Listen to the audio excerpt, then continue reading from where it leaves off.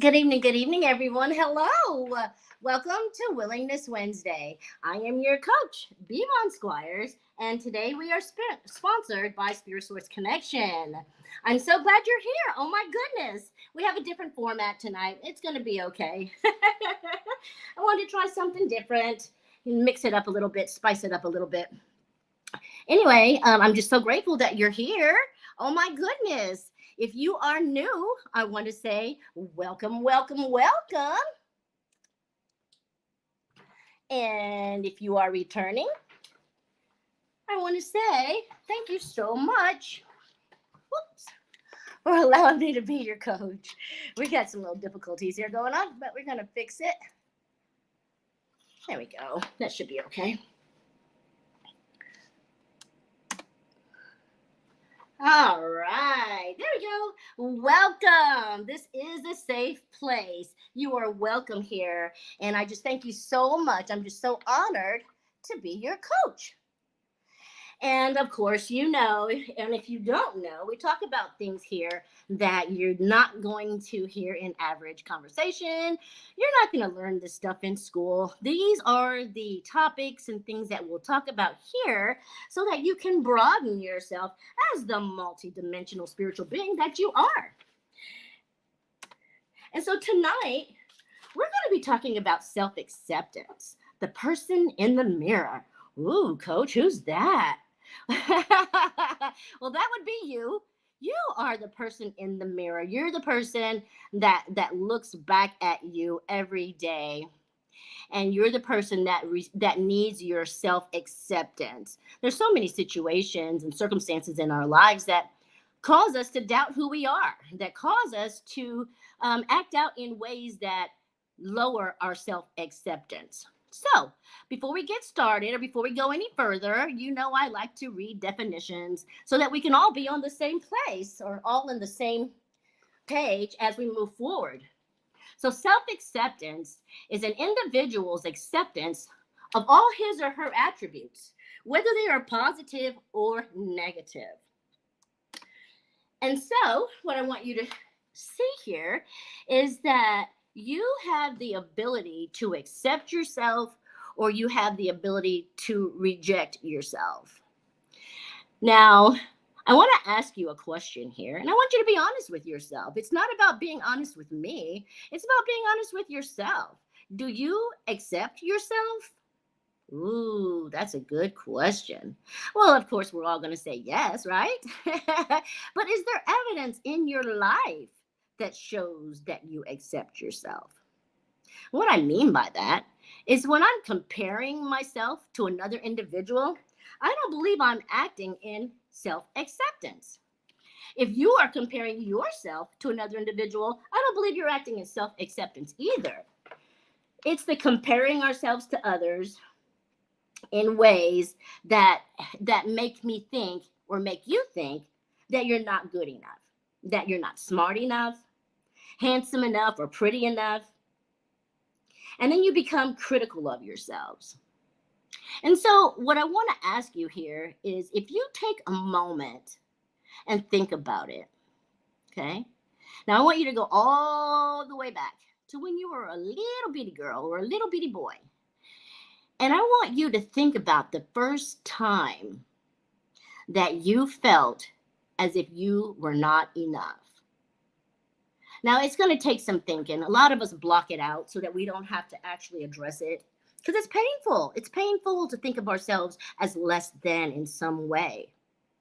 Now, I don't know about you, but as a child, we don't have the ability to process information as we would if we were an adult. And so a lot of times when people say things to us, not because they mean any malice, but a lot of times when people say things to us, we perceive it as best we can, right? But what I want you to know here, the thing about it is, even if we don't understand the words that someone is saying to us, we understand and we feel that energy. We know if they're saying something positive to us or if they're saying something negative to us just by the energy that we feel. I want to help you to understand that as we come out of the womb, We don't have any fractured personalities. We don't have any self loathing going on. We don't have any lack of self acceptance. Most generally, that happens in our informative years. And in our informative years, we, like I said, sometimes don't understand exactly what's being said. And so, as you look back to see where it all began, I want you to consider what you needed in that moment. Because as we continue to grow and as we continue to evolve in life, we become better equipped to understand our feelings. We become better equipped to understand whether or not we are accepting ourselves or whether we are rejecting ourselves. So here you go. If you are acting out in promiscuous behavior, seeking love but settling for sex, that doesn't sound like self acceptance, does it? No, it doesn't. Let's say, for instance, are not satisfied with the way things are in your life. Okay. What I want to ask you is, do you blame yourself for your situations and circumstances? Do you somehow expect yourself to be perfect? Ooh, that's a big one, isn't it? Perfectionism. Perfectionism is a mask that we wear sometimes to make others think that we accept ourselves.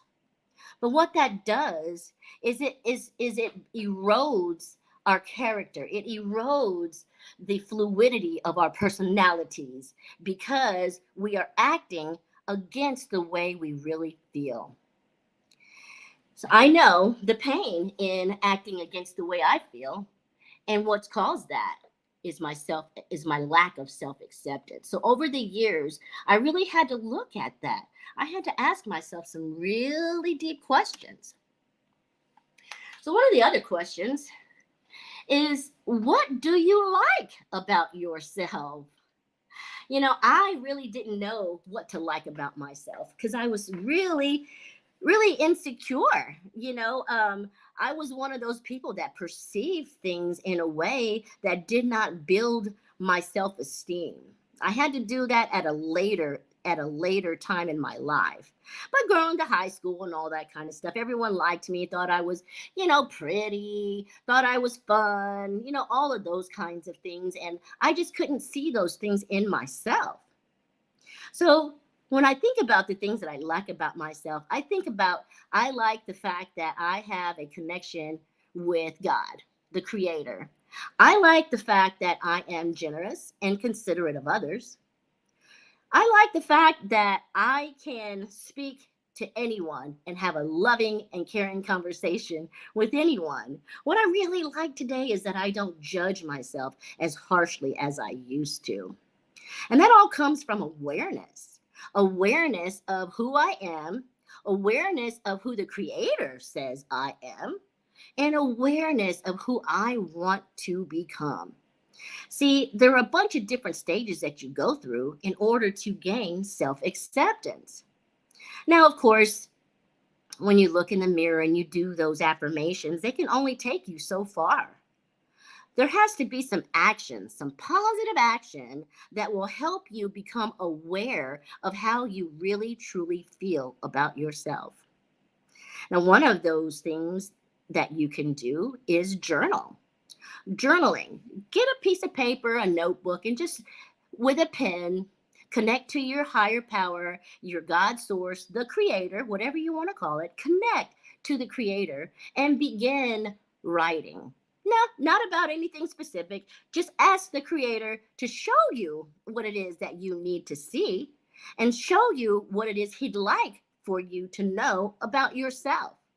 See, I did this at one time because, see, I used to compare myself to others. I used to think I wasn't as polished as others. I wasn't as nice as others. There were certain things that I would compare myself with until through my connection with the Creator and during my prayer and meditation, it was revealed to me who my Creator says I am. See, He compared me to the flowers and He told me, you're not a rose. You don't have to be a rose. I created you as a sunflower. And I was like, wow, really? A sunflower? I had no idea. And so I did some research about the sunflower, and I looked up how the sunflower, blooms. And as it's blooming, it raises its head, if you will. It raises the top of the bloom to the sun.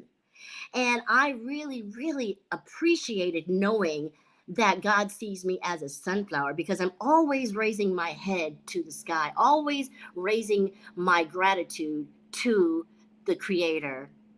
And then he went on, and then as no, not he didn't go on, but as I continued to research, I found out that the sunflower, once it has bloomed and gone on, it actually leaves a legacy. Now, how many of us really want to leave a legacy in our lives? All of us. We want to be known for something great we've done in our lives. We want to be known for the kind of person we were, the character that we had. And so leaving a legacy is most important to me. I hope it's important to you too, because once we're gone, what else is there left, right? The legacy carries our name on. And so the seeds that the sunflower leaves behind is part of the legacy, because now those seeds can be replanted. Whereas the rose, which I was so struggling trying to be, the rose blooms and it dies, and that's the end of the rose. And so I don't want to be a rose. I thought I wanted to be a rose, and I would walk around with my rose suit on, tucking it and pinning it and making sure that it looked right so that I could fool everyone into thinking that I was self accepting of myself. And God said, no, take that mask off. Take that rose suit off. That is not who I made you to be. And I'm telling you what, once I realized that I was not a rose and that I was a sunflower, I began to accept that about me. I began to accept that God is my true source. And that through lifting my head to Him, that's the same as not only worshiping Him, but also asking for guidance. You see? And so through my prayer and meditation is where I ask for guidance. I find out the awareness through the journaling. And then I ask God, hey, you know what? Show me what you mean. Make it plain to me. What is it that you would have for me? And I tell you what, as soon as you understand who God has created you to be and the purpose that He has put in your heart, you are going to be better for it. You will like yourself more. You're going to stop comparing yourself to others, because there is no comparison.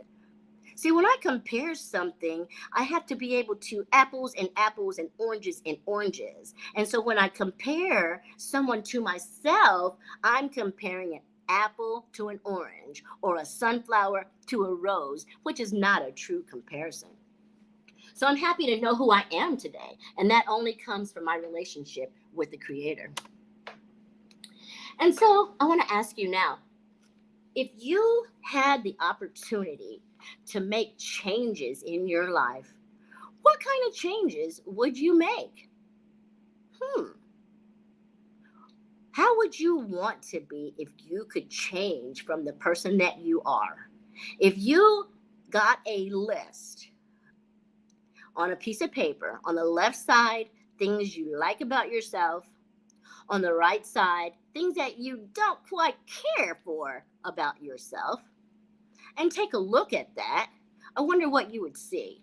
I wonder if you would see more on the like or more on the dislike side. The thing about it is, you can change. You can become someone other than the defective person that you are. And I don't mean by defective as in rotten to the core. I'm saying putting on those masks, taking off those masks and putting on, interchanging the mask to mask your feelings because of fear. You don't want anyone to think that you are weak. So you put on a mask of arrogance. You don't want anyone to think that you are incompetent. And so you put on that ego. That ego comes out because, of course, the ego likes to look good, feel good, sound good. And so it always has a mask ready to put on to make you look good, sound good, or feel good. But that is just not reality. That's just so not reality. And I think once we get a chance to accept the fact that that's not reality, then we're able to see and give ourselves a break. We're able to say, you know what? I don't have to be perfect anymore. I don't have to try to be perfect because we're never going to be perfect. And everyone has things about them that they don't like. Everyone has issues that they struggle with, and everyone wears a mask every now and then. The only thing about that is, how are we going to get to know the real, true you?